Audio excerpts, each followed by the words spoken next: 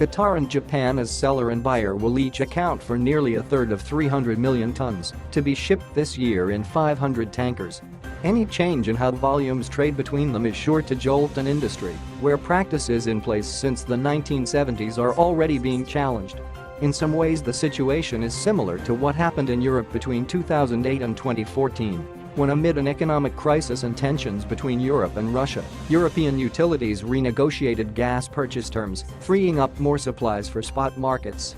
3 deals between Japan and Qatar are under a periodic review, 3 sources with knowledge of the matter said, potentially allowing for some adjustments, and the buyers may also only partially renew the contracts when they expire.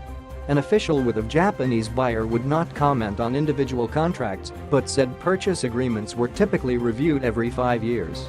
That fits with the deals under discussion, which will expire in 2021 and were signed in 1997, 1998, and in 2012.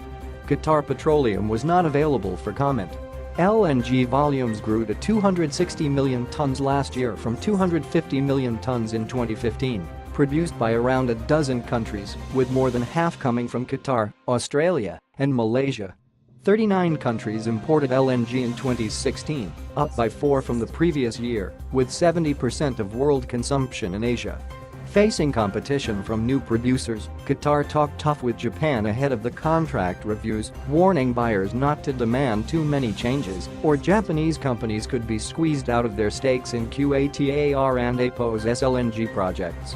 But the tables have turned since Arab nations including Saudi Arabia, Egypt, and the United Arab Emirates, UAE, cut ties with Doha, boycotting its trade and weakening Qatar and APO's negotiating position.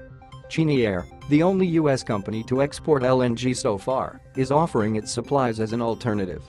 This dispute is a timely reminder of the value of the diversity and flexibility of supply that destination for U.S. exports bring to individual buyers, said Cheniere spokesman Eben Burnham-Snyder.